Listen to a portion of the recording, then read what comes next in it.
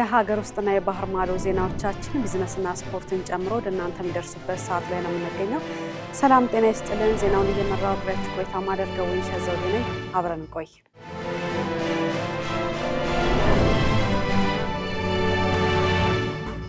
ኢትዮጵያ የምስራቅ አፍሪካ የኃይል ትስስር ቀጠናዊ ግቦች እንዲሳኩ ከአባል ሀገራት ጋር በትብብር መስራቷን እንደምታጠናክር ተነገረ። የምስራቅ አፍሪካ የኃይል ትስስር 22ኛው የሚኒስትሮች ምክር ቤት አስቸኳይ ስብሰባ በአዲስ አበባ መካሄድ ጀምሯል። ለዝርዝሩ አናውል ተስፋ። የውሃና ኢነርጂ ሚኒስተር ሀብታሙ ኢተፋ ስብሰባው ሲጀምር እንደተናገሩት ቀጠናዊ የኤሌክትሪክ ገበያውን ወደ ስራ ለማስገባትና የትስስሩን ተቋማዊ እድገት ለማስቀጠል ከፍተኛ ጥረት ተደርጓል ብለዋል። ትስስሩንም ለመምራት ኢትዮጵያ በሊቀመንበርነት መመረጧን አስታውሰው የተጀመሩ ቀጠናዊ ጥረቶችን ለማስቀጠል ኢትዮጵያ በቁርጠኝነት እንደምትሰራም አረጋግጠዋል። ኢትዮጵያ የትስስሩ በተቋማዊ ታማኝነት፣ በቀጠናዊ አንድነትና በሕግ የበላይነት ላይ የተመሰረተ የተቀናጀ ገበያን የመፍጠር የጋራ ግብን ለማሳካት ሁሉም አባል ሀገራት ትብብሯን እንደምታጠናክር አመላክተዋል። የጋራ ቁርጠኝነት በማጉላት ለአባል ሀገሮች ሁሉ ጥቅም ሲባል ድርጅታችንን ሆነ ቀጠናዊ የኤሌክትሪክ ገበያችንን ለማጠናከር የተገኘውን መልካም አጋጣሚ ልንጠቀምበት ይገባል ሲሉም አጽንኦት ሰጥተዋል። የውሃና ኢነርጂ ሚኒስትር ዴኤታ ሱልጣን ወሊ በበኩላቸው ኢትዮጵያ ለጅቡቲ፣ ኬንያ፣ ታንዛኒያና ሱዳን ኃይል በማቅረብ ቀጠናዊ ሚናዋን እየተወጣች ነውም ብለዋል። በምስራቅ አፍሪካ የኃይል ትስስር ማዕቀፍም ቀጠናውን በኃይል ለማስተሳሰር ሚናዋን አጠናክራ እንደምትቀጥልም ተናግረዋል። የምክር ቤቱ አስቸኳይ ስብሰባ በአባል ሀገራቱ መካከል በጋራ ለመስራት የተደረሱ ስምምነቶችን እንዲሁም የኤሌክትሪክ አገልግሎት ውሎችን ጨምሮ በተለያዩ አሰራሮች ላይ ውይይት ተደርጎ ውሳኔ ያሳልፋል ተብሎ እንደሚጠበቅም ጠቁመዋል። በተጨማሪም የኤሌክትሪክ ገበያ ማዕከሉ ቦታን ለመወሰን ሌላ የጉባኤ ዋና ውይይት አጀንዳ መሆኑንም ገልጸዋል። የምስራቅ አፍሪካ ኃይል ትስስር 13 ሀገራትን በአባልነት ያቀፈ ሲሆን በአባል ሀገራቱን መካከል የኤሌክትሪክ ኃይልን በጋራ ለመጠቀም የኃይል ግብይትን ለማካሄድና አስተማማኝ የኃይል አቅርቦት እንዲኖር ለማስቻል ታልሞ የተመሰረተ ነው። ኢትዮጵያ፣ ኬንያ፣ ታንዛኒያ፣ ኡጋንዳ፣ ሱዳን፣ ደቡብ ሱዳን፣ ግብጽ፣ ዲሞክራቲክ ሪፐብሊክ ኮንጎ፣ ሩዋንዳ፣ ብሩንዲ፣ ጅቡቲ፣ ሶማሊያ፣ ሊቢያ የትስስሩ አባል ሀገራት ናቸው። የኢትዮጵያ ፌዴራል ፖሊስና የምስራቅ አፍሪካ የልማት በይነ መንግስታት ባለስልጣን ኢጋድ በቀጠናዊ የጸጥታ ትብብር በጋራ የአቅም ግንባታና በድንበር ተሻጋሪ ወንጀሎችን መከላከል ዙሪያ በጋራ ለመስራት የሚያስችል ስትራቴጂክ የመግባቢያ ሰነድ ተፈራረሙ። ስምምነቱ የኢትዮጵያ ፖሊስ ያካሄደውን የሪፎርም አቅም ለምስራቅ አፍሪካ ቀጠና የህግ አስከባሪ አካላት በማጋራት የጋራ ስልጠናዎችንና የመረጃ ልውውጥን ለማዘመን ከፍተኛ አስተዋጽኦ ይኖረዋል። የኢትዮጵያ ፌዴራል ፖሊስ ጠቅላይ አዛዥ ኮሚሽነር ጀነራል ደመላሽ ገብረ ሚካኤል እንደገለጹት ስምምነቱ የኢትዮጵያ ፖሊስ ዩኒቨርሲቲ ያለውን አንጋፋ የአሰልጣኝነት ሚና በተቀናጀ መልኩ ለመጠቀም ያስችላል። የቀጠናው ህግ አስከባሪ አካላትን የማብቃት በምርምር የማገዝና የትምህርት ዕድሎችን በማመቻቸት ረገድ ሰፊ ስራዎች ይከናወናሉ። የኢጋድ ዋና ጸሐፊ ወርቅነህ ገበየሁ በበኩላቸው የኢትዮጵያ ፌዴራል ፖሊስ እያሳየ ያለውን እድገት አድንቀው የህግ አስከባሪዎች በአንድነት መስራታቸው ለቀጠናዊ ውህደት መሳካት ከፍተኛ ፋይዳ እንዳለው ገልጸዋል። የኢትዮጵያ ፖሊስ ዩኒቨርሲቲ የኢንተርፖል ዓለም አቀፍ አካዳሚ መረብ አባል መሆኑም ለቀጠናው ሰላምና ደህንነት መሰረታዊ ምሰሶ መሆኑን በተግባር የሚያሳይ ነው ተብሏል። የኢትዮጵያ የውስጥ ደዌ ሕክምና ማህበር የሰው ሰራሽ አስተውሎት እድሎችና ፈተናዎች በስልጠና በምርምርና በህሙማን እንክብካቤ በሚል ርዕስ ለ2 ቀናት የሚቆይ 11ኛ ዓመታዊ ጉባኤ በኢንተርሌክዠሪ ሆቴል ዛሬ ጀመረም። የኢትዮጵያ የውስጥ ደዌ ሕክምና ማህበር የውስጥ ደዌ ሕክምና ጥራትን ለማሻሻል ምርምርን ለማፋጠንና የውስጥ ደዌ ሕክምና ባለሙያዎችን አቅም ለመገንባት አልሞ የተቋቋመ ማህበር ነው። ሪፖርተራችን ጸጋነሽ ተሰማ ተከታዩን ዘገባ አጠናቅራለች። የኢትዮጵያ የውስጥ ደዌ ሕክምና ማህበር በኢትዮጵያ የውስጥ ደዌ ሕክምና ጥራትን ለማሻሻል ምርምርን ለማፋጠንና የባለሙያዎችን አቅም ለመገንባት ያለመውን 11ኛውን ዓመታዊ ጉባኤ እያካሄደ ይገኛል። ዘንድሮ የሰው ሰራሽ አስተውሎት ለውስጥ ደዌ ሕክምና በሚል መሪ ቃል እየተካሄደ በሚገኘው በዚህ ጉባኤ ላይ ቴክኖሎጂው በዘርፉ ይዞት የመጣውን እድሎችና ችግሮች ላይ ትኩረት ተደርጓል። በጉባኤው ላይ የተገኙት የጤና ሚኒስትር ዴኤታ ሳህረላ አብዱላሂ የሰው ሰራሽ አስተውሎት በጤና አገልግሎት አሰጣጥ ላይ ያለውን ሚና ገልጸዋል። እስካሁን ባለው እንግዲህ በተለይ ኤአይ ሰፖርትድ የሆኑ በተለይ አሁን ላይ እንደ ጤና ሚኒስቴር ቲቢ ላይ ሰፊ ስራ እየሰራ ነው። ይሄ ማለት ኤአይ ኢኔብልድ የሆኑ የኤክስሬ ማሽኖችን የቲቢ ፕሪቫለንስ ወይም ደግሞ የቲቢ በሽታ ሰፊ የሆነ ሁኔታ የሚገኝባቸው አካባቢዎች ላይ ስርጭት አድርገን በዚህም ውጤት እያመጣንበት ነው። ይሄ ማለት በተለይ እንደ ሀገር ያለንን የራዲዮሎጂስት የባለሙያ እጥረትንም አንደኛ የአኪዩሬሲ ነው፣ እንዲሁም ደግሞ ታይምሊ ወይም ደግሞ ወቅቱን የጠበቀ ውሳኔ አግኝተው ህመምተኞቻችን በትክክል ወቅታዊ ደግሞ ሕክምና ማግኝተው እንዲታከሙ ከህመማቸውም እንዲድኑ ለማድረግ ደረጃ ሰፊ አስተዋጽኦ እያደረገ ይገኛል። በዚህ ረገድ እንግዲህ ባለፉት 1 ዓመት ነው እንግዲህ ይሄንን የተገበርነው፣ ግን ሰፊ ውጤት እያመጣ ነው። የውስጥ ደዌ ስፔሻሊስትና የማህበሩ ፕሬዝዳንት ዶክተር ብሩክ አለማየሁ በበኩላቸው ቴክኖሎጂ በህክምናው ዘርፍ ላይ በርካታ ጥቅሞች እንዳሉት ሁሉ የራሱ ጉዳቶችና ተግዳሮቶች እንዳሉ አንስተዋል። ሰው ሰራሽ አስተውሎት የኛን ህክምና በምን መልክ ሼፕ እያደረገ ነው የሚለውን ጥናቶች ያስፈልጋሉ የሚል እምነትም ስለነበረን ነው እንግዲህ ቅድም እንደገለጽኩት ይህንን የተመለከቱ የተለያዩ የጥናት ሀሳቦች እንዲቀርቡና አወዳድረንም እንግዲህ ፈንድ አድርገን ጥናቶች እንዲደረጉ ያደረግነው። እነዚህ ጥናቶች በሂደት ላይ ናቸው። ይህ ሰው ሰራሽ አስተውሎት የህክምና ትምህርትን፣ የህክምና አሰጣጥን፣ ሪሰርችን እንዴት አፌክት እያደረገ ነው፣ ምን አይነት አድቫንቴጆችን እያመጣ ነው፣ ምን አይነት ሪስኮችን እያመጣ ነው ብሎ ደምድሞ ለመናገር እነዛን ፋይንዲንጎች መጠበቅ ሊኖርብን ይችላል። ነገር ግን እንግዲህ አሁን እንደምንመለከተው ኤቭሪዴይ ባለው የህክምና አሰጣጥ ውስጥ ሰው ሰራሽ አስተውሎት በጣም ብዙ ሚና እየተጫወተ እንደሆነ፣ ሐኪሞች በስፋት እየተጠቀሙት እንደሆነ፣ ያ ነገር ደግሞ የህክምና አሰጣጡን እያሳለጠ ሐኪሞች ምናልባት ኖት የማያደርጓቸውን ነገሮች ወይ ደግሞ አትኩሮት ያልተሰጣቸውን ነገሮች እንዲያደርጉ አንዳንድ ዳያግኖስቲክ ችግሮችን ለማወቅ የሚፈጀውን ጊዜ በማሳጠር አኩሬሲን በማሻሻል በተለይ ደግሞ እንደ ኢሜጂንግ ነገሮች ላይ በጣም ማይኒት የሆኑና በሰው አይን ሚስ ሊደረጉ የሚችሉ ነገሮችን ፒክ ከማድረግ አንጻር ህክምና በጣም ከፍተኛ ድጋፍ አሁን እያገኘ ነው በአርቲፊሻል ኢንተለጀንስ ማለት ይቻላል። ከተለያዩ የጤና ተቋማት የመጡ የጉባኤው ተሳታፊዎች በበኩላቸው መሰል የጤና ጉባኤዎችና ኤግዚቢሽኖች መዘጋጀታቸው ከሌሎች ባለሙያዎች ጋር ልምድ ለመለዋወጥና ተቋማት ያላቸውን አዳዲስ የህክምና አገልግሎቶች ለማስተዋወቅ ትልቅ እድል እንደሚፈጥር ለቻናል 1 ቴሌቪዥን ገልጸዋል። እንግዲህ በተለይ በዋናነት የእኛን ክሊኒክ የሚጠቀሙት ሐኪሞች ናቸው። የጠቅላላ የውስጥ ደዌ ስፔሻሊስቶች የኖ ስፔሻሊቲ ኬር የሚፈልጉትን ሰዎች ወደኛ የሚልኩበት ፕላትፎርም ነው። እዚህ ላይ በማስተዋወቅም እንደገና በማስተማርም ሁለቱንም ነገር የምናገኝበት ስለሆነ የፕሮፌሽናሉን ተገናኝቶ ምን እየተካሄደ እንዳለ በከተማ ውስጥ ሀገራችን ምን አይነት ጤና ደረጃ ላይ እንዳለች እንግዲሁም አካዴሚክ ተቋማት ሳይንቲፊክ ሴሽኖች እየተካሄዱ ስለሆነ እነሱ ደግሞ አሁን ላይ ያለው የዓለም የጤና የህክምናው ሂደት ሳይንሳዊ እድገቱን የት ነው የሚለውንም እንድናይ እድል የሚሰጥ ነው ማለት ነው። ሁሉንም ሐኪሞች በአንድ ቦታ ለማግኘት this one is a better opportunity። በተጨማሪ ደግሞ አዳዲስ መድኃኒቶች እንደመጡ ለሐኪሞችም ታሳውቂያለሽ።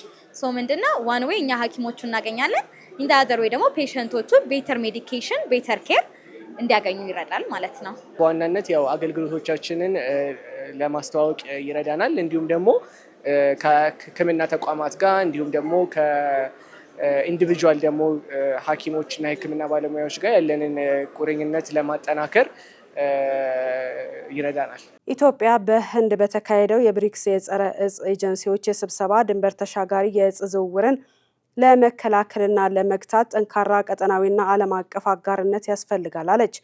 ሀገሪቱ ከጊዜ ወደ ጊዜ እየተቀያየረ የመጣውን የህገ ወጥ አደንዛዥ እጽ ዝውውር ስጋትን ለመመከት ዓለም አቀፍ ትብብርን ለማጠናከር ያላትን ዝግጁነትም ገልጻለች። ኤፍራታ ጥላውን በህንድ በተካሄደው ዓለም አቀፍ መድረክ የተሳተፈው የኢትዮጵያ ልዑካን ቡድን እንደ አውሮፓውያን አቆጣጠር በ2030 ከእጽ ነጻ የሆነ ማህበረሰብን ለመፍጠር የሚያስችለውን የሀገሪቱን ብሔራዊ የእጽ ቁጥጥር መሪ እቅድ በዋነኛ ማዕቀፍነት አቅርቧል። በስብሰባው ላይ የቀረበው ይኸው ብሔራዊ እቅድ ኢትዮጵያ ህገወጥ የእጽ ዝውውርን ለመቆጣጠር የምትከተለውን አጠቃላይ አካሄድ በግልጽ ያሳየ ሆኗል። በዚህም መሰረት በመከላከያ፣ በህግ አስከባሪ አካላት፣ በሕክምና፣ በተጎጂዎች መልሶ ማቋቋምና በተቋማት ቅንጅት ዙሪያ የተከናወኑ ያሉ አበረታች ጥረቶች ለታዳሚዎቹ ተጋርተዋል። አገሪቱ የእጽ ወንጀሎችን በዘላቂነት ለመግታት በብሔራዊ ፖሊሲዎች የተደገፈና የባለብዙ ዘርፍ ትብብርን ያካተተ ተግባራዊ እንቅስቃሴ እያደረገች እንደሆነ አጽንኦት ሰጥታለች። ኢትዮጵያ የቁጥጥር ስርዓቶቿን ይበልጥ ለማጠናከርና የመከላከያ ፕሮግራሞችን ለማሳደግ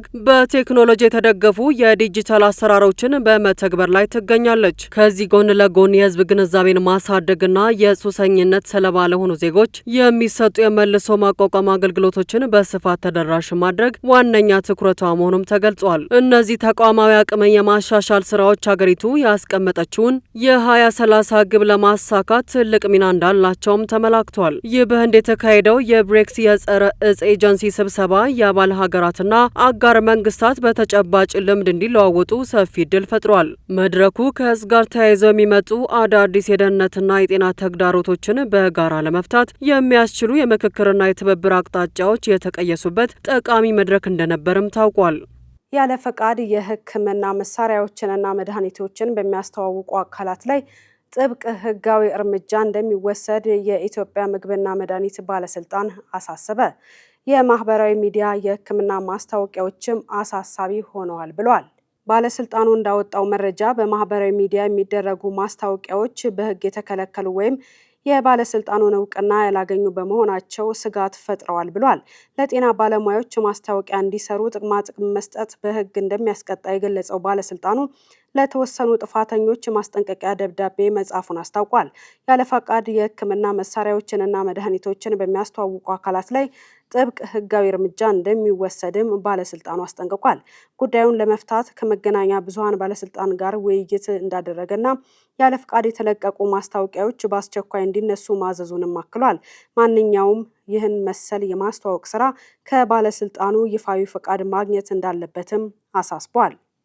ኢትዮጵያ የክትባት ማምረቻ ፋብሪካ ለመገንባት በዝግጅት ላይ እንደሆነች ተነገረም። ኢትዮጵያ የራሷን የክትባት ፍላጎት ለማሟላትና የሕክምና ሉዓላዊነቷን ለማረጋገጥ የሚያስችላትን የክትባት ማምረቻ ፋብሪካ ለመገንባት የዲዛይን ስራዎችን እያጠናቀቀች መሆኑን የኢትዮጵያ ምግብና መድኃኒት ባለስልጣን አስታውቋል። ዝርዝሩ የኤፍራታ ጥላውን ነው፣ እንደሚከተለው ታቀርበዋለች።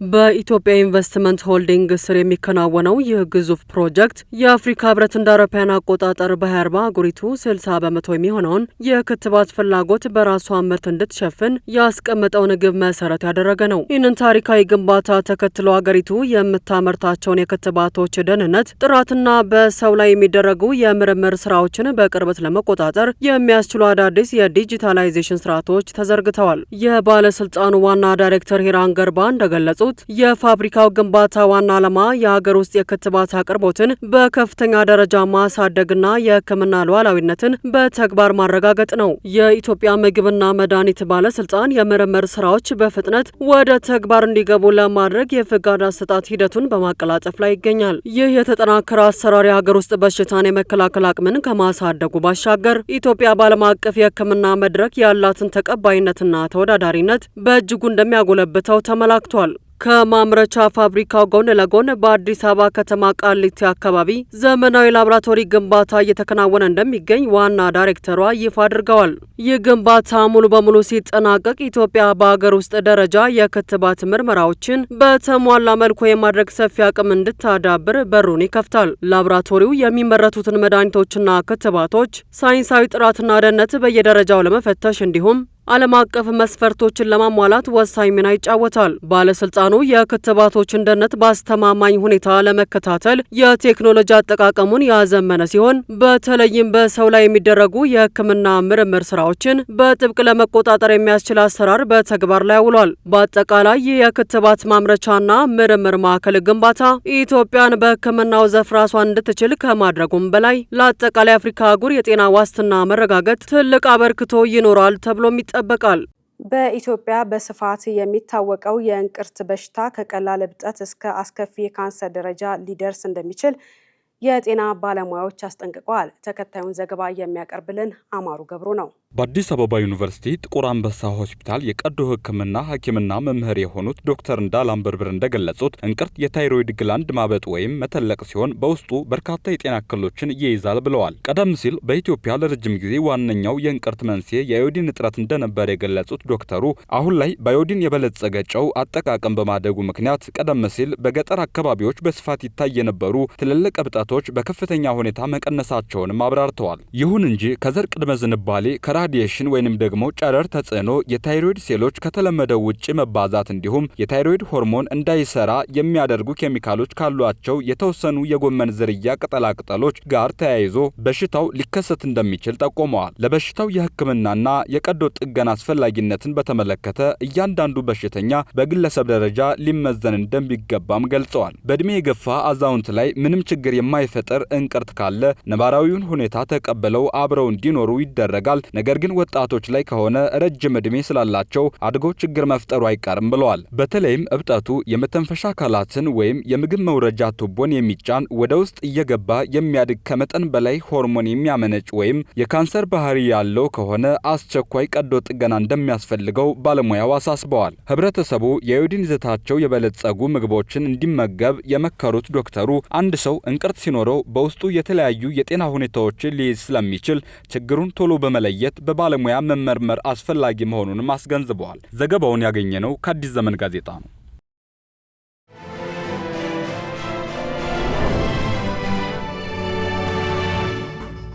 እየተከታተላችሁ ስላላችሁ እናመሰግናለን። አሁን ደግሞ ከውጭ ምንጭ ወዳገኘናቸው መረጃዎቻችን አልፋለን። የአሜሪካና ኢራን ዳግም መጠቃቃት ተባብሶ መቀጠሉ ተነገረም። የአሜሪካ ማዕከላዊ እዝ እስካሁን ኢራን ውስጥ 90 ኢላማዎችን መትቻለሁ ብሏል። ካታር፣ ፓኪስታንና ሌሎችም ቀጠናዊ አደራዳሪዎች አሜሪካና ኢራንን ወደ ውይይት ለመመለስ ጥረት እያደረጉ እንደሚገኙም ተነግሯል። ለዝርዝሩ አማሩ ገብሩ። ረቡዕ ሌሊት የጀመረው የሀገራቱ ዳግም ጥቃትና ጸፋዊ ምላሾች እስከ ዓርብ ማለዳ ድረስ ተባብሶ መቀጠሉን አልጀዝራ ዘግቧል። የአሜሪካ ማዕከላዊ እዝ እንዳስታወቀው ጦሩ አዲስ ጥቃት የከፈተው ኢራን በሆርሙዝ ወሽመጥ የሚተላለፉ መርከቦችን የማወክ አቅሟን ለማዳከም ነው። በዚህም እስካሁን ማዕከላዊ እዙ ኢራን ውስጥ 90 ኢላማዎችን መምታቱን የሚያሳይ ምስል ያሰራጨ ሲሆን በተለይም ደቡባዊና ማዕከላዊ ኢራን የሚገኙ የተለያዩ ከተሞችና ደሴቶችን ደብድቧል። የአያቶላ አሊ ኻሜኒ አስክሬን ሽኝት ላይ የነበሩት የኢራን ባለስልጣናት በበኩላቸው የአሜሪካ ጦር በከፈተው አዲስ ጥቃት 14 ሰዎችን ገድሏል፣ ሌሎች 78 ሰዎችን አቁስሏል ሲሉ አረጋግጠዋል። ይህንንም ጥቃት ለመቀበል የኢራን ጦር ኃይል በተለያየ የአረብ ሀገራት የሚገኙ የአሜሪካ ጦር ሰፈሮችን አጥቅቷል። በባህሬንና ኩዌት የሚገኙ የዩናይትድ ስቴትስ የጦር ሰፈሮች ላይ የተፈጸመው ድብደባ ለዚህ ማሳያ ሲሆን ወደ ዮርዳኖስም 10 ባላስቲክ ሚሳይሎችን ማስወንጨፉን ይፋ አድርጓል። የኢራን እስላማዊ አብዮታዊ ዘብ እንዳስታወቀው የኢራን ጦር በባህሬን ባህር ላይ የሚገኙ የአሜሪካ ባህር ሰርጓጅ መርከብንና ሌሎች የጦር መርከቦችን ደብድቧል። ዮርዳኖስ የጦር ኃይሏ 8 የኢራን ሚሳኤሎችን እንዳከሸፈም ተናግራለች። የአሜሪካው ፕሬዝዳንት ዶናልድ ትራምፕ ዩናይትድ ስቴትስና ኢራን ከ2 ሳምንታት በፊት የተፈራረሙት የተኩስ አቁም ስምምነት መፍረሱን መናገራቸውን ተከትሎ ይኸው ግጭት ዳግም ማገርሸቱን አልጀዝራ አስታውሷል።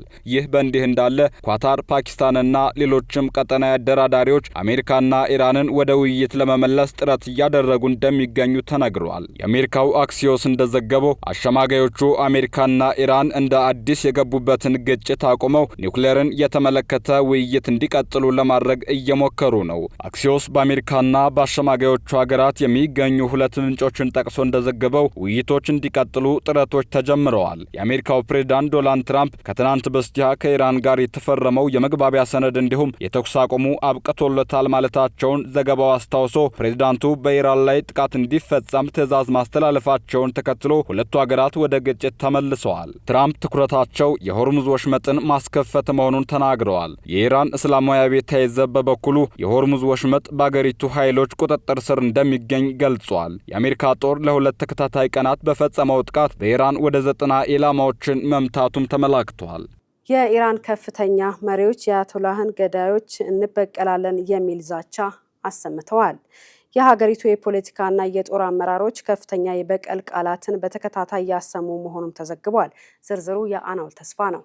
የኢራን የፓርላማ አፈ ጉባኤ ሞሐመድ ባግራ ቃሊባፍ የአያቶላ አሊ ኻሜኒ ግድያ ተጠያቂዎች አሜሪካና እስራኤል ናቸው፣ ለዚህም ተገቢውን ቅጣትና ከፍተኛውን ዋጋ ይከፍላሉ ሲሉ ዛቻ አዘል ንግግር አድርገዋል። ከእርሳቸውም ባለፈ ቁልፍ የሚባሉ የአገሪቱ ሚኒስትሮች ተከታታይነት ያለው የዛቻ መልእክት እያስተላለፉ መሆኑን ታስኒም የዜና ምንጭ ጽፏል። የኢራን የመረጃ ሚኒስቴር ባወጣው መግለጫ የበቀል ሂደት ይቀጥላል ሲል፣ የአብዮት ጥበቃ ኃይል ደግሞ የግድያው ተጠያቂዎች በወታደራዊና በደህንነት መንገዶች ለመመለስ ዝግጁ ነን ሲሉም አስታውቋል። ምንም እንኳን ኢራን ምን አይነት የበቀል እርምጃዎችን እንደምትወስድ ይፋ ባታደርግም የደህንነት ባለሙያዎች ግን ግምታዊ ትንበያዎችን ሰጥተዋል። በዚህም ቀዳሚው የሚሳኤልና የድሮን ጥቃት መፈጸም መሆኑን የጠቆሙ ሲሆን በቀጠናው የሚገኙና ከኢራን ጋር የተቆራኙ ታጣቂ ቡድኖችን በመጠቀም ይህንን ተፈጻሚ ልታደርግ ትችላለች ብለዋል። ሌላኛው የሳይበር ጥቃቶችን ማጠናከር መሆኑን የጠቆሙ ሲሆን እነዚህም የደህንነት ባለሙያዎች በዲፕሎማሲያዊ ደረጃ ተጨማሪ ጫና የማሳደር እርምጃዎችን እንደምትወስድም ጠቁመዋል። ነገር ግን ኢራን በምትሰነዝራቸው ዛቻዎችና ልትፈጽም በምትችለው የበቀል እርምጃዎች በአሜሪካና በእስራኤል በኩል የከፋ አጸፋ እንደሚሰነዘርም በመገመት በቀጠናው ውጥረት የበለጠ ይባባሳል የሚል ስጋት መኖሩንም ዘገባው አክሏል። ይህንን የኢራን መሪዎች ዛቻ ተከትሎ የተባበሩት መንግስታት ድርጅት የአውሮፓ ሀገራትና ሌሎች ወገኖች ሀገሪቱ ከተጨማሪ ወታደራዊ እርምጃዎች እንዲቆጠቡ ጥሪ እያቀረቡ ይገኛሉ።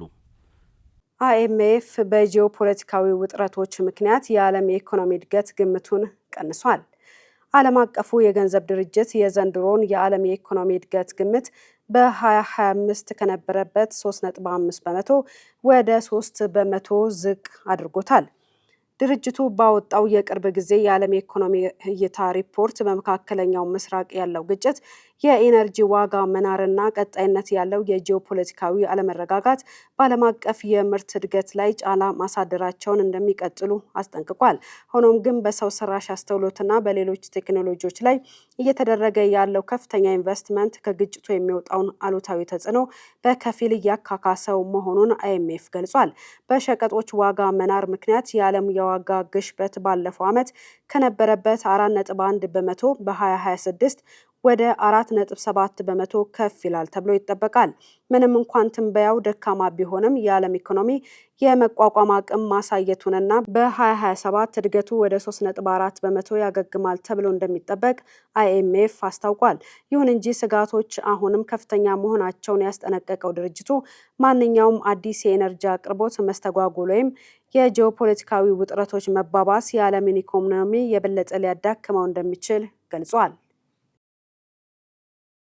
የእንግሊዝና የአውስትራሊያ ተመራማሪዎች ከመጠን በላይ መተኛት ከእንቅልፍ ማነስ በላይ ለጤና አደገኛ ሊሆን እንደሚችል በጥናት አመላከቱ። ዝርዝሩ የማህሌት ደመላሽ ነው፣ እንደሚከተለው ታቀርበዋለች። ከ7 ሰዓት በታች መተኛትም ሆነ ከ9 ሰዓት በላይ ማሳለፍ ለከባድ የጤና እክሎችና ለሞት የመጋለጥ እድልን በከፍተኛ ሁኔታ እንደሚጨምር በተመራማሪዎቹ የተመራ ቡድን ጥናት አሳይቷል። በጥናቱ መሰረት የእንቅልፍ ሰዓት ማነስና መብዛት ለረጅም ጊዜ ለሚቆዩ በሽታዎች የመጋለጥ እድልን እኩል ያሰፋሉ። ይሁን እንጂ በጥናቱ ላይ የተሳተፉ ባለሙያዎች እንደሚጠቁሙት ከመጠን በላይ መተኛት ከእንቅልፍ ማነስ በበለጠ ሁኔታ ለጤና ጎጂ ሊሆን ይችላል። በቂ እንቅልፍ አለማግኘት ከበሽታ መከላከል አቅም መዳከም፣ ከማስተዋል ችሎታ መቀነስና ከከፍተኛ የጭንቀት ሆርሞን መጨመር ጋር የተያያዘ ነው። አዋቂዎች በመደበኛነት ከ7 ሰዓት በታች የሚተኙ ከሆነ ለልብ ህመም፣ የምግብ መፈጨት መዛባትና ለድንገተኛ ሞት የመጋለጥ እድላቸው ሰፊ ነው። እንደ ጥናቱ ውጤት ይህ የእንቅልፍ እጥረት የሰውነትን የተፈጥሮ የጥገናና የማገገም ሂደትን ያውካል። በሌላ በኩል ደግሞ ከ9 ወይም ከ10 ሰዓት በላይ መተኛት ይበልጥ አደገኛ የሆኑ የጤና ችግሮችን ያስከትላል። ከመጠን ያለፈ እንቅልፍ ከውፍረት፣ ከስኳር በሽታ፣ ከደም ግፊትና ከከባድ የልብ ህመም ጋር በቀጥታ የተያያዘ ነው። ምንም እንኳን ምክንያቱ ሙሉ በሙሉ ባይታወቅም ረጅም ሰዓታት መተኛት በሰውነት ውስጥ ያሉ ድብቅ የጤና ችግሮችን ሊያመላክት እንደሚችልና የዕለት ተዕለት የሰውነት እንቅስቃሴን እንደሚያዛባ ባለሙያዎቹ ያስረዳሉ።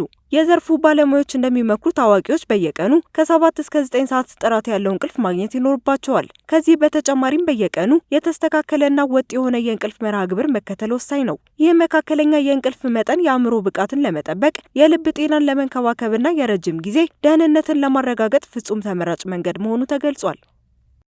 የቢዝነስ መረጃዎቻችንን እነሆ። የኢትዮጵያ ጉምሩክ ኮሚሽን በተጠናቀቀው የ2018 በጀት ዓመት 738.14 ቢሊዮን ብር ገቢ መሰብሰቡን ገለጸም።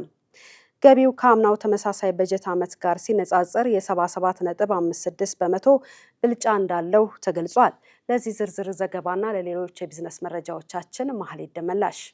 የኢትዮጵያ ጉምሩክ ኮሚሽን ኮሚሽነር ደበሌ ቀበታ እንደተናገሩት የተገኘው ገቢ ኮሚሽኑ ሀገሪቱ ከቀረጥና ታክስ ተገቢውን ገቢ እንድታገኝ በማድረግ የኮንትሮባንድና ህገወጥ የንግድ እንቅስቃሴን በመከላከልና በመቆጣጠር እንዲሁም የወጪ ንግድ እንዲሳለጥ የሚጠበቅበትን ሚና መወጣቱን ጠቁመዋል። የተሰበሰበው ገቢ ከወጪ ንግድ ቀረጥና ታክስ፣ በወጪ ንግድ ላይ ከሚስተዋል የኮንትሮባንድ እንቅስቃሴ እንዲሁም ከሌሎች ኮሚሽኑ ካከናወናቸው ተግባራት የተገኘ መሆኑን አብራርተዋል። የጉምሩክ ኮሚሽን በ2019 የበጀት ዓመት ከ1 ትሪሊዮን ብር በላይ ገቢ ለመሰብሰብ ማቀዱንም አስታውቀዋል። በተጠናቀቀው በጀት ዓመት ህገወጥ የኮንትሮባንድ እንቅስቃሴዎችን የመቆጣጠር ስራን በማጠናከር ከዘርፉ ጥቅም ማስገኘት ያስቻሉ ውጤታማ ስራዎች መሰራታቸውን አስገንዝበዋል። በተጠናቀቀው በጀት ዓመት ከደቡብ ምዕራብ ኢትዮጵያ ህዝቦች ክልል 348 ኪሎ ግራም ወርቅ ለብሔራዊ ባንክ መቅረቡን የክልሉ ማዕድንና ኢነርጂ ኤጀንሲ አስታወቀ። የኢትዮጵያ ዜና አገልግሎት ያነጋገራቸው የክልሉ ማዕድንና ኢነርጂ ኤጀንሲ ዋና ዳይሬክተር ጌታቸው ወሊያብ እንዳሉት በክልሉ በበጀት ዓመቱ የተመዘገበው የወርቅ አቅርቦት ምጣኔ ከፍተኛ ነው። በ2019 በጀት ዓመትም ከዘንድሮ ከፍ ያለ የወርቅ መጠን ለብሔራዊ ባንክ በማቅረብ ሀገራዊ የውጭ ምንዛሪ አቅምን በማጠናከር ያለውን ሚና እንዲያሳድግ ቅንጅታዊ አሰራር ይጠናከራል ብለዋል። በምስራቅ አፍሪካ የንጹህ ኢነርጂ አቅርቦትን በማሳደግ የስራ ዕድልን ለመፍጠርና የንግድ እንቅስቃሴን ለማነቃቃት በሚደረገው ጥረት 5 የኢትዮጵያ ድርጅቶች የገንዘብ ድጋፍ ተጠቃሚ መሆናቸው ታወቀ። ክላስፕ የተባለው ዓለም አቀፍ ተቋም በናይሮቢ በተካሄደው የ2026 የአዳፕቴሽን ኢንቨስትመንት ጉባኤ ላይ ይፋ እንዳደረገው በኢትዮጵያ፣ ኬንያና ናይጄሪያ ለሚገኙ 19 ተመርጠው ለተሸለሙ ድርጅቶች በጠቅላላው 1.5 ሚሊዮን የአሜሪካን ዶላር የገንዘብ ድጋፍ ተመድቧል። ይህ ፈንድ የቀረበው ፕሮዳክቲቭ ዩዝ ፋይናንሲንግ ፋሲሊቲ በተሰኘውና በግሎባል ኢነርጂ አሊያንስ ስፖንሰር በሚደረገው መርሃ ግብር አማካኝነት መሆኑ ታውቋል። ከኢትዮጵያ ወገን የዚህ ድጋፍ ተጠቃሚ በመሆን የተመረጡት 5 ድርጅቶች አውዲ ነገስት ልዩ ዓላማ ማሽነሪ ማኑፋክቸሪንግ፣ ግሪንሲን ኢነርጂ፣ ሴንተር ፎር አፕላይድ ማኑፋክቸሪንግ ሰርቪስ ኤንድ ኢንጂነሪንግ፣ ኢንተር ኢትዮጵያና ዚኮን ትሬዲንግ የተባሉ ተቋማት ናቸው። እነዚህ የሀገር ውስጥ ተቋማት የተመደበላቸውን የፋይናንስ ድጋፍ በመጠቀም አነስተኛ የንግድ ተቋማትና አርሶ አደሮች በቀላሉ ሊገዟቸው የሚችሏቸውን በፀሐይ ብርሃን የሚሰሩ የውሃ ፓምፖችን፣ የወፍጮ ማሽኖችንና የማቀዝቀዣ ስርዓቶችን በቅናሽ ዋጋ ተደራሽ ያደርጋሉም ተብሏል። ይህም የቴክኖሎጂዎችን የመጀመሪያ የመግዣ ዋጋ በመቀነስ በአነስተኛ ቢዝነሶችና በቴክኖሎጂው መካከል ያለውን የገበያ ክፍተት ያጠባል ተብሎም ይጠበቃል። የኡጋንዳው ራንቸርስ ፋይን ሲቲ ወደ ኢትዮጵያ የስጋ ምርቶችን መላክ እንደጀመረ እንደማያውቅ የግብርና ሚኒስቴር አስታወቀ። የግብርና ሚኒስትር ዴታ ፍቅሩ ረጋሳ እንዳስታወቁት ከኡጋንዳ ወደ ኢትዮጵያ የሚገባ የስጋ ምርት እንደሌለ ነው። በመሆኑም ራንቸርስ ፋይን ሲቲ የተሰኘ የስጋ ማቀነባበሪያ ወደ ኢትዮጵያ ስጋ እንዲያስገባ የሚኒስቴሩ ፍቃድም ሆነ እውቅና እንደሌለው ተናግረዋል። የሌማት ትሩፋት መርሃ ግብር ከመጀመሩ በፊት በዓመት ሲሰራጭ የነበረው 26 ሚሊዮን የዶሮ ጫጩት ብቻ እንደነበር አስታውሰው በተጠናቀቀው በጀት ዓመት ወደ 184 ሚሊዮን ማደጉንም ገልጸዋል። ለውጭ ገበያ የሚቀርብ የስጋ ምርትን ለማሳደግ የተከናወኑ ዘመናዊ የከብት ማደለብ ስራዎችና የእንስሳት ክትባት ተደራሽነት መሻሻሎች የዘርፉን የኤክስፖርት አቅም ከፍ እንዳደረገው ጨምረው ተናግረዋል። ኬንያ በወተት ምርት ከአፍሪካ ቀዳሚ ሆነች። ኬንያ የግብርና ምርታማነቷን በከፍተኛ ደረጃ በማሳደግ ግብጽን በመቅደም የአፍሪካ ቁጥር 1 የወተት አምራች ሀገር ሆናለች። የሀገሪቱ ግብርናና የእንስሳት ልማት ሚኒስቴር እንዳስታወቀው የሀገሪቱ ዓመታዊ የወተት ምርት ከነበረበት 4.6 ቢሊዮን ሊትር ወደ 5.4 ቢሊዮን ሊትር ከፍ ብሏል። ይህ ስኬት የመጣው በዘመናዊ የእንስሳ እርባታ ቴክኖሎጂዎች፣ በተሻሻሉ የመራቢያ ዘሮች አጠቃቀም እንዲሁም በመንግስት በተደረጉ የድጋፍ እርምጃዎች መሆኑ ተጠቁሟል። በተለይም አነስተኛ አርሶ አደሮች የሚጠቀሙበትን የዘር ማሻሻያ ዋጋ በመቀነስና የወተት ማቀዝቀዣዎችን በማዳረስ ምርታማነት እንዲጨምር መደረጉን የሀገሪቱ መገናኛ ብዙሃን ዘግበዋል። የዚህ ለውጥ ዋነኛ ዓላማ ከባህላዊ የዕለት ተዕለት ኑሮ ማሳለፊያ እርሻ ወደ ዘመናዊና አውቶማቲክ የኢንዱስትሪ ምርት በመሸጋገር የገጠር ማህበረሰብን ተጠቃሚ ማድረግ እንደሆነም ተመላክቷል።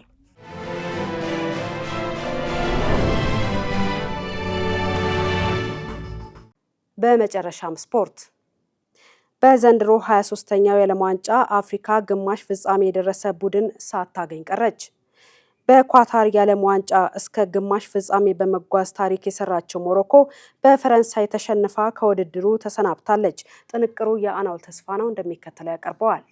በ23ኛው የዓለም ዋንጫ ፈረንሳይ በ16ቱ የጥሎ ማለፍ መርሃ ግብር ፓራጓይን በመርታት በዓለም ዋንጫ ተሳትፎ ታሪኳ ለ10ኛ ጊዜ ወደ ሩብ ፍጻሜ ገብታለች። ተጋጣሚዋ ሞሮኮ ደግሞ ከዓለም ዋንጫ አዘጋጅ ሀገራት መካከል አንዷ የሆነችውን ካናዳን 3-0 አሸንፋ በዓለም ዋንጫ ታሪክ 2 ጊዜ ሩብ ፍጻሜ የገባች የመጀመሪያው አፍሪካዊ ሀገር ሆናለች። ሁለቱ ቡድኖች ከዚህ ቀደም በዓለም ዋንጫ 1 ጊዜ ተገናኝተዋል። በኳታር እንደ አውሮፓውያን አቆጣጠር በ2022 ባዘጋጀችው 22ኛው የፊፋ ዓለም ዋንጫ በግማሽ ፍጻሜ ተገናኝተው ፈረንሳይ 2-0 አሸንፋለች። ሞሮኮ በጨዋታው ሽንፈት ቢገጥማትም በዓለም ዋንጫ ታሪክ ግማሽ ፍጻሜ የገባች የመጀመሪያ ሀገር በመሆን ታሪክ ሰርታለች። ሁለቱ ሀገራት በአጠቃላይ በውድድር እና በወዳጅነት ጨዋታ 6 ጊዜ ተገናኝተዋል። ፈረንሳይ 4 ጊዜ በማሸነፍ የበላይነቱን ይዛለች። ሞሮኮ ደግሞ 1 ጊዜ ስታሸንፍ በቀሪ 1 ጨዋታ አቻ ተለያይተዋል። ሞሮኮ በታሪኳ ፈረንሳይን ማሸነፍ የቻለችው 1 ጊዜ ብቻ ሲሆን እሱም እንደ አውሮፓውያን አቆጣጠር በ1998 በንጉስ ሐሰን ሁለተኛ ዋንጫ ላይ 2 እኩል ተለያይተው በፍጹም ቅጣት ምት 6-5 ያሸነፈችበት ጨዋታ ነበር። በእነዚህ 6 ጨዋታዎች ላይ ፈረንሳይ 14 ጎሎች ግቦችን ስታስቆጥር ሞሮኮ 7 ግቦችን ከመረብ ላይ ያሳርፋለች። የዓለም ዋንጫ ታነሳለች ተብላ ሰፊ ግምት ያገኘችው ፈረንሳይ የማጥቃት ኃይሏ ለተጋጣሚዎች የራስ ምታት ሆኗል። በ23ኛው የዓለም ዋንጫ የሩብ ፍጻሜ የመጀመሪያ መርሃ ግብር ለ7ኛ ጊዜ እነዚህ ሀገራት የተገናኙ ሲሆን ፈረንሳይ ሞሮኮን 2-0 በማሸነፍ ግማሽ ፍጻሜውን ተቀላቅላለች። በቦስተን ጁሊየት ስቴዲየም የተደረገው የሁለቱ ቡድኖች ጨዋታ የፈረንሳይን ግቦች ክሊያን ሙባፔና ኡስማን ዴምበሌ ያስቆጥረዋል። ፈረንሳይ በ3 ተከታታይ የዓለም ዋንጫ ውድድሮች ላይ ለፍጻሜ ተፋላሚ ለመሆን በግማሽ ፍጻሜው ከስፔንና ቤልጅየም አሸናፊ ጋር ትገናኛለች።